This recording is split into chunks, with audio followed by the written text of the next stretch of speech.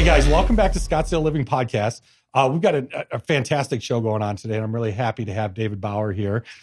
David is actually the general manager, I believe, of Ravenscroft. The director, yeah. Yeah, director of Ravenscroft, which is a venue in North Scottsdale. It's basically a jazz venue, but I mean, tell us, most people don't even know it's there, right? So yeah. I've been there myself, amazing facility. Tell us a little bit about, where it's at and what you guys are doing.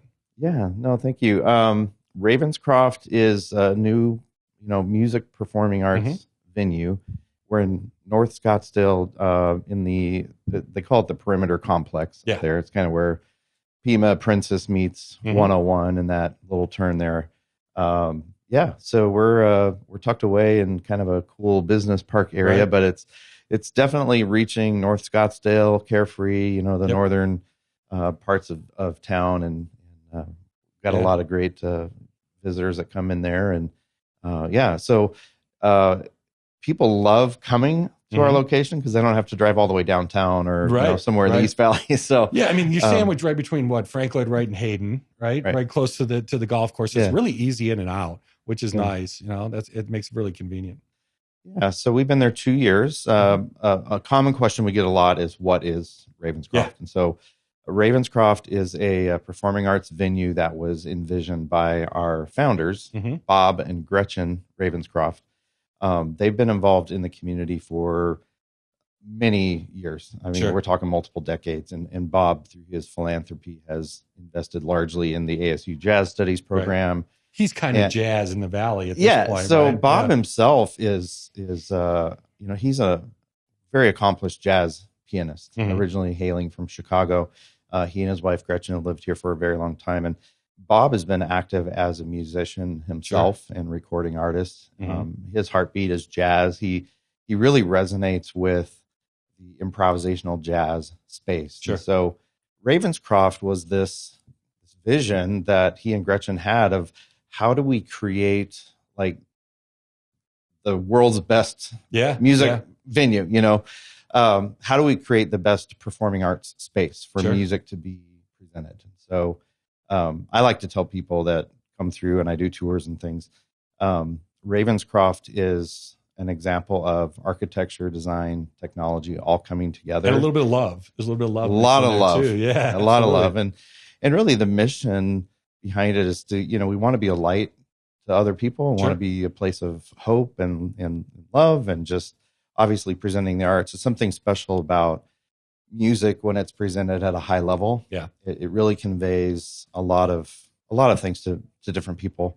But we find our guests come in and they just love it. They love the experience. They're comfortable there. Well, it's not just sit down and watch a show, right? I mean, it's an experience. I mean, you're gonna have a glass of champagne ahead of time or wine, and there's hors d'oeuvres and food, and just an unbelievable venue.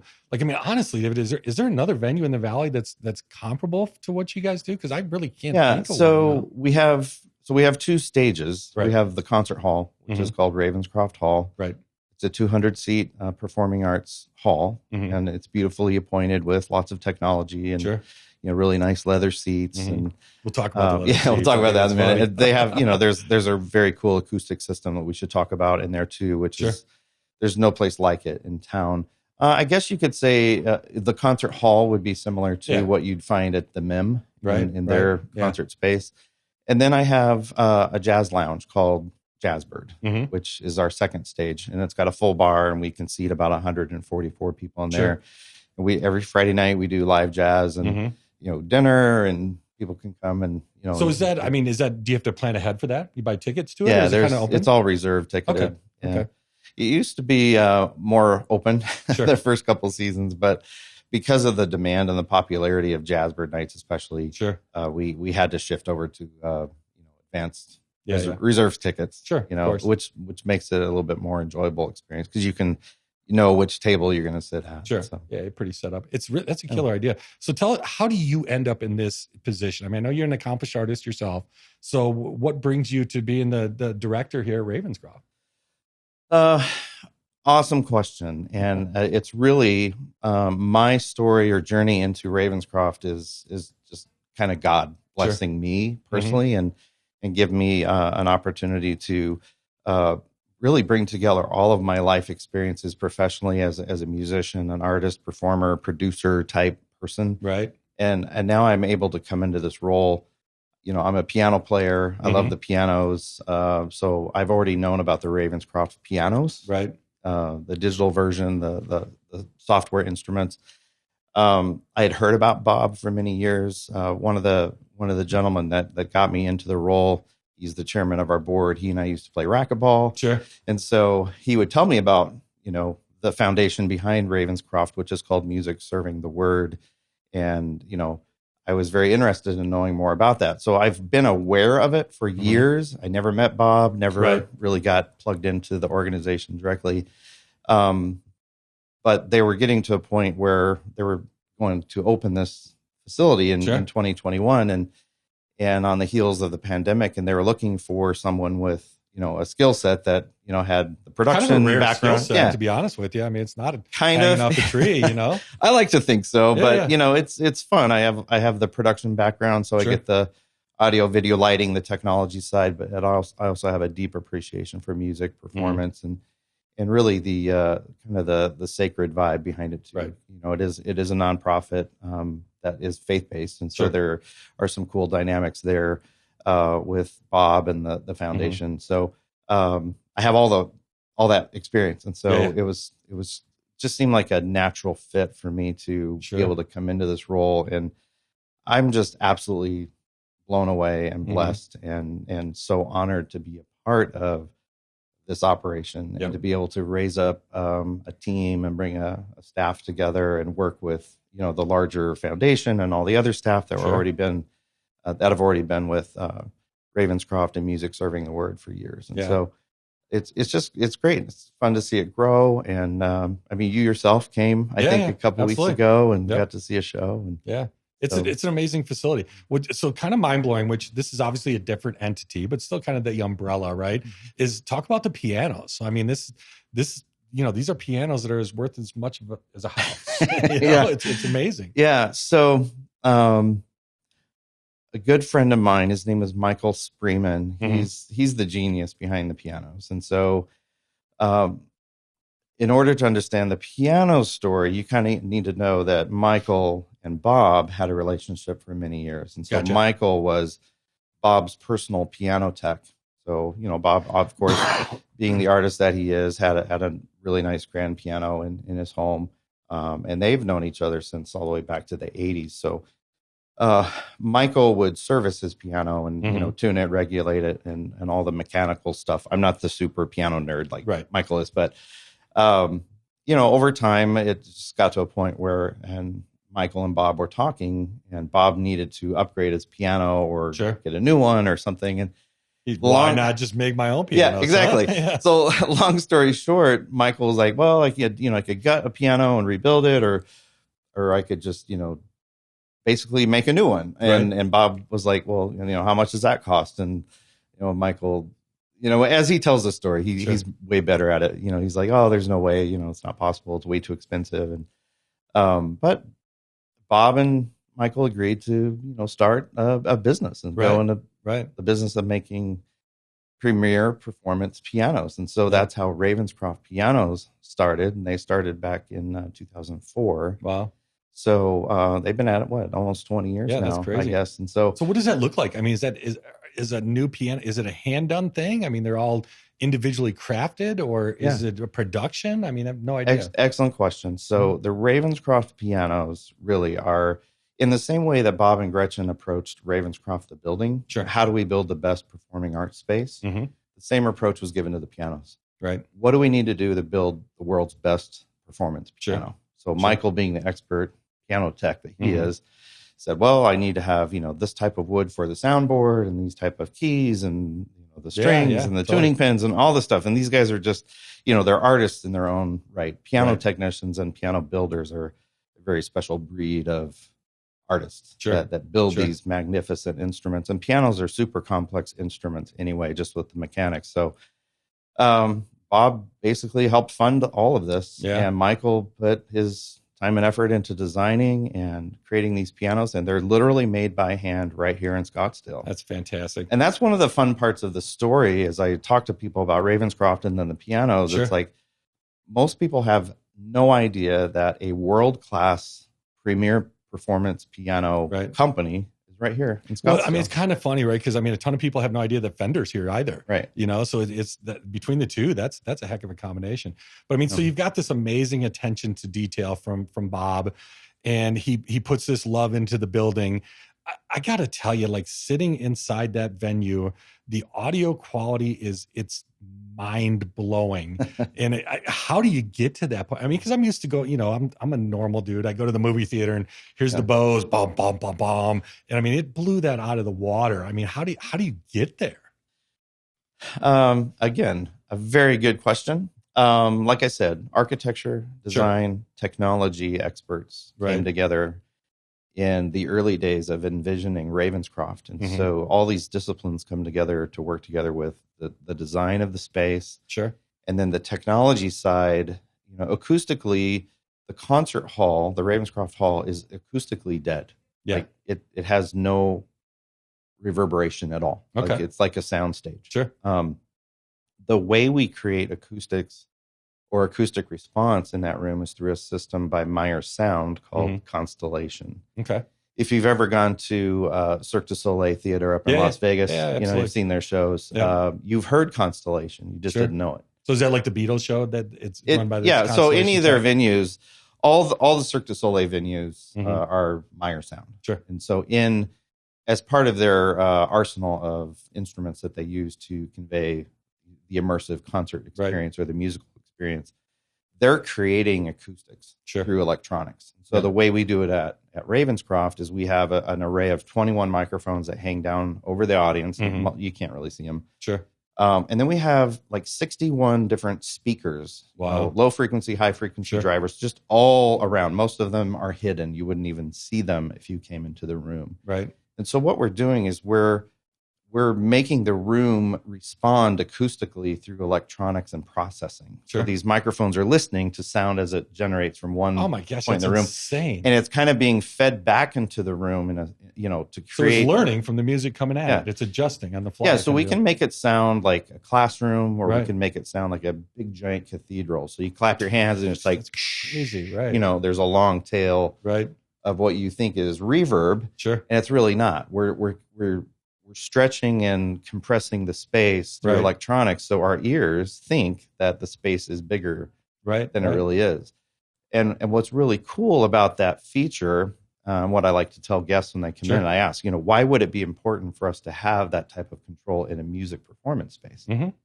And sometimes they get the answer right, but the answer is we can literally shape the room to match the music being performed. And that's one thing that sets Ravenscroft apart from all other venues in Arizona. There's no other venue like this. Sure. So if it's a jazz combo on the stage, we can make the room sound or respond in a certain characteristic acoustically. If we have more of a live band like drums, bass, maybe some keys, you know, more electronic music, we can tighten up the sound through the Constellation system. So how does that affect the artist? I mean, do you get feedback from them like, oh my gosh, this is crazy, or they got to love that? Yeah, so we have the Constellation system on all the time. Like we have a general setting. So if you walk in, you clap your hands, you know, you hear you feel like you hear the room, but it's really the electronics that are producing. It's fantastic. Yeah, so the musicians up on the stage also have the benefit of Constellation. It's not just for the audience. So there's speakers that go all the way around behind the stage. Sure. When you were there, I don't know, you might have noticed or not, but yeah, there's speakers that go all the way around you. On the stage. So as a performing musician, this is why our artists love coming to Ravenscroft, because they're like, oh my God, I've never played anywhere where it sounded so good. Like they get the feedback of the Constellation. And that's just got to take them to the next level as well, right? Yeah. And for the audience, I tell the audience, you know, we're really bringing you into the music. Right. Not the music coming at you like a conventional PA system. You go to a big concert, you know, the music, it's coming at you. There's waveforms coming at you. Totally. But this is immersive. It's hard to explain. Yeah, it's an immersive feeling, and every seat in the room is uniquely different. Sure. Like it has a little different perspective, which is kind of fun. So is there a favorite? I mean, I'm taking notes on this. Next time I come in. It depends on what you're there for. I mean, some people like to be by the piano side, or there's, people that are drummers, and so they really want to hear the drums. If you sit up close, it's going to be a little bit different than it sounds in the back. I mean, every seat is a good seat. Yeah. We tell people you're not going to find a bad seat. Right. Totally. You have a little different perspective of, the music as it's being performed in the venue, just because of the Constellation system and how that works. So tell us a little bit. So explain the concert series and how that's coming to fruition and how you guys do that. I mean, is it based like an opera or like theater where you've got a set number of shows throughout the year? Or? So we have a lot of different types of music that we promote at Ravenscroft. In total, we have about 80 different events. Oh, wow. 80 Damn. that we bring through. Yeah. That's about 42 of those are Jazzbird shows. So they're in the Jazzbird, our lounge. In the concert hall, we have a concert series that I think this year we were trying to run about 16 concert series shows through there. It might be a little bit less next year just because we have some other programs that we want to bring in. That's about 1 or 2 a month, big feature shows in the hall. Like tomorrow night at the time of our taping here, we're bringing Myron McKinley in. Oh, wow. Okay. For a big show with his band. He's the music director for Earth, Wind, and Fire. So we have these Grammy winning artists that came in. So the hall for us, the concert series is really reserved for like the top tier musicians that we can bring in. Sure. We brought in Samara Joy last January, and 2 weeks before, she went and won her 2 Grammys as a 23, 24-year-old young woman. And she's just, she's a phenomenal musician. So we also do chamber music shows there. So this season we have 5 different shows that we're putting in there. And that's, again, where the Constellation system really works well, because we don't, we're not really amplifying a lot of music. You've got the piano, stringed instruments, and some light, orchestral, classical instruments in there. So another way we like to use the hall in some of the programming is we do benefit concerts. So we'll feature artists, and we'll do everything from like more contemporary music. We'll do some jazz. We'll do show tunes and things like that, kind of stylized differently. And for example, a couple weeks ago we had a dueling piano concert. We had two shows back to back, and each one was supporting a different nonprofit organization here in town. And both shows, sell out, and then all the ticket sales go to support that other organization. So that's fantastic. For us, being a nonprofit organization ourselves, that to us is the highest, best use of Ravenscroft is, to be able to invite people into a great show and they get a cool experience, but knowing that all the revenue generated from these ticket sales goes right back into another organization. Yeah. So how does it work? I mean, because it's a relatively new venue, and it's an amazing venue. I got to imagine it's one of the top venues for what you guys do in the country. So when you go out to artists, I mean, is it difficult to get them in? Because, I mean, Grammy-winning artists, and they're like, oh, yeah, come to Ravenscroft. And they're like, huh, what, where, I mean, is that a challenge, or how does that whole process look? So as we continue to grow. Sure. Yeah. Well, you get some street cred now, right? Exactly. Yeah. So there's this whole little network of, musicians talk. Yeah. There's a communication level that musicians talk to each other in the industry. So our focus is we want to treat artists that come through our venue with the best care possible. Sure. We take care of them there. They have a wonderful experience. We have amazing staff, tech guys that run the show, help, everything. Sure. Everything.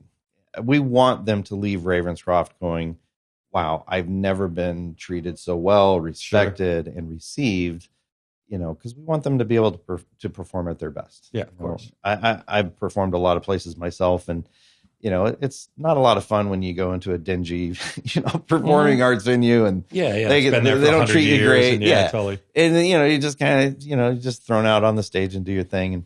And, but we really want to value our musicians and our artists. So honestly, it's now we don't have to try really hard. Yeah, there's a lot of people calling us. At this point, people are calling us. So In fact, it's fun too. We've had musicians that have come through. Maybe like I have a pianist that played in one of the shows last year. Mm-hmm. He contacted me yesterday, and he's now got his own trio. And he's like, that's cool. I really want to come back. I had such a great experience when I was at Ravenscroft, Sure. a year ago. I'd love to come back. And so it's kind of fun to see us be able to bring musicians back through. Either they're playing with another lead or they're the lead that have their own group. So, we're kind of in the business of having to say no a lot. Wow, that's great. That's a good thing, though, right? Yeah. I mean, you definitely got a name out there now. That's fantastic. Yeah. So, like I said, we want to be known for treating musicians and hosting them, sure, in the best way we know how. And that's really the spirit behind it. And then Bob's heart is in that too. Yeah. So kind of walk, because I think a lot of people might not really understand what this is, because this is not go sit down and listen to a pianist, right? I mean, this is an experience from the time you walk in the door. So kind of walk us through it. Let's say you've got a nice show coming up. I mean, you walk in the door and you're sipping champagne or you're having hors d'oeuvres, or, I mean, there's a dinner involved. Kind of walk us through that night, because it's more than just a show. I mean, this is an experience. Truly an experience. I mean, we've got valet parking. Yeah. We've got ample parking. The building's beautiful from the outside. People can come up and, from the moment they roll in the door, we're taking care of it. It's a beautiful space. It's a contemporary vibe inside. It's definitely feels artsy. Yeah. It's new, it's modern. And that's really the essence of Bob and Gretchen. They love the modern Sure. Art Deco kind of stuff. And so the Jazzbird, the lounge side of what we do is we've got these wonderful tables with plush purple seats, and it's just a comfortable space. And that's where we do our Friday night shows, is in there. And so on the show nights, Saturday or even our Friday nights, we do serve dinner. We have, or it's available for purchase. Sure. We have a wonderful caterer partnership that we bring in a caterer, and they bring a wide selection of foods for our patrons to come and have dinner. It's kind of, because we're in kind of an awkward part of town, to go off site and have dinner at a restaurant. You got to be really early or eat late, Right, so it's like, well, what if we provided dinner here? And so we have a lot of our patrons that enjoy coming, and they make it a complete date night. Yeah. So, you can get there hour and a half before the show starts and sit down, have a comfortable dinner in a beautiful space. And, there's music in the lobby, and just, really cool. It's kind of magical, man. Yeah. It's really cool. I mean, you got to feel super proud about the whole thing, because from the time you walk in, you have no idea what you're coming to, first of all, right? So, I mean, if you live here, like I live up in that area, first time going, it's like, I had no idea what to expect.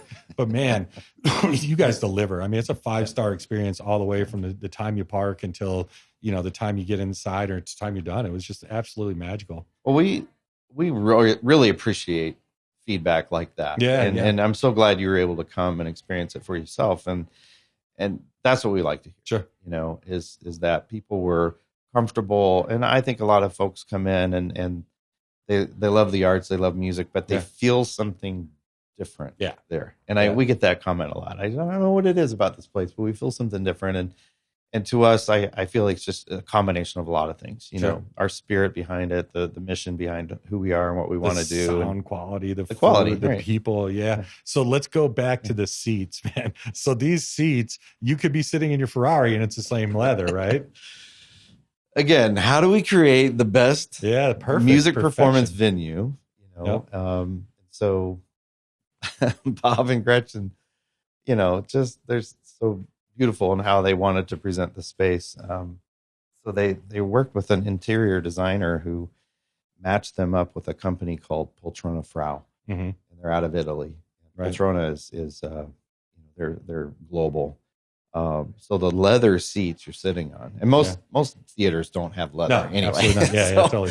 The fact that we do in that cinema, so the leather you're sitting on is literally the same company that does the upholstery works for Ferrari and Lamborghini. Right. Yeah, that's just crazy. So it's like the closest my rear end will probably get to that. Anyway, you and me both. Yeah. So it's really cool. So it's a very comfortable space. Yeah. And just the design of it. We're 200 seats, so it's not huge. Right. Contrast to a place like the MIM, I think they're right around 300 seats. Yeah. So we're a little bit smaller. It's a very intimate setting, and That's a perfect date night setting. I like it, because you can really bring the audience members into the music, right, into the performance. It's not, it's not far away. Right. You don't need iMag on the screens. And I think the show you saw our Ben Wendell show. We had a bunch of immersive visuals that we projected on the sidewall. Really cool. So that's called environmental projection. Yep. So there's other things that we want to do in future shows. Sure. More like that, where we can do projected visuals on the walls. Just go the whole hog, audio, video, the whole thing. Yeah. So it's immersive audio, it's immersive visuals. And literally just giving an audience member, we're just transporting you to a different space. Yeah. And words. The beauty of the space naturally as it is, and then just creating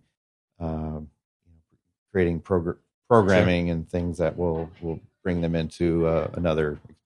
Yeah. So tell us a little bit. I mean, if you opened in 2021, that means the planning was kind of going down during COVID, right? So this started pre-COVID, I would assume. Yeah.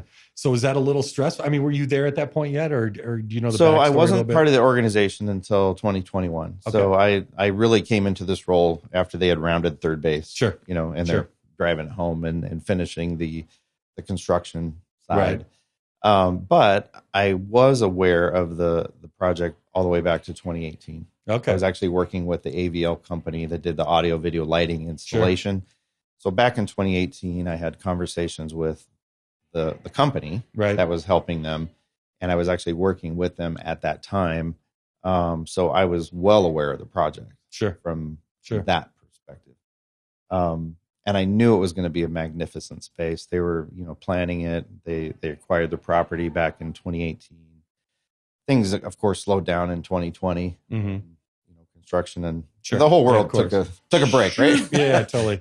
2 weeks. 2 weeks to break the curve. Anyway, so things slowed down, but end of 2020 and then of course 21, they really ramped up production and trying to get the construction side of it done. Sure. We want to open. Open this building. Let's go.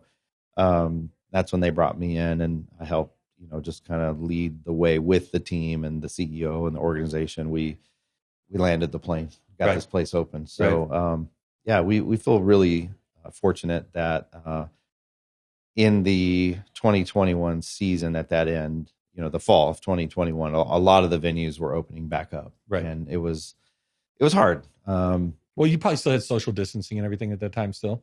We did all the protocol stuff. We proudly didn't require all the vax stuff like a lot of people were. We really just wanted people to be able to make their own make your own decision. We're not forcing anybody to come. In the same way you go to the grocery store, you're still exposed to people. Yeah.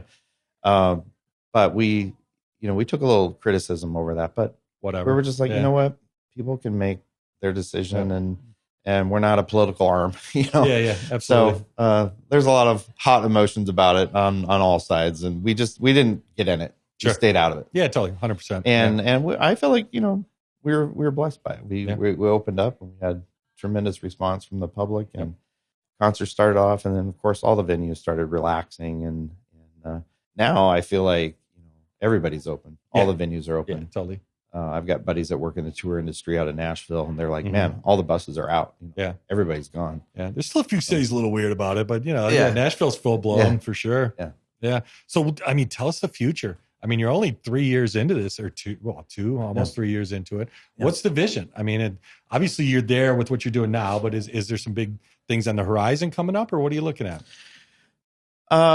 Well, we're constantly looking at kind of more creative ways that we can use that space. Sure. Like I mentioned, we want to do more programming in the hall that's not just music performance. Like we want to think outside the box. Like we've got this amazing tool that we can use with projected visuals. Yeah. And so do you see something like, the Dolly project, or what have you been to one of those immersive shows, Van Gogh show, something like that? I mean, you guys evolve into that kind of thing?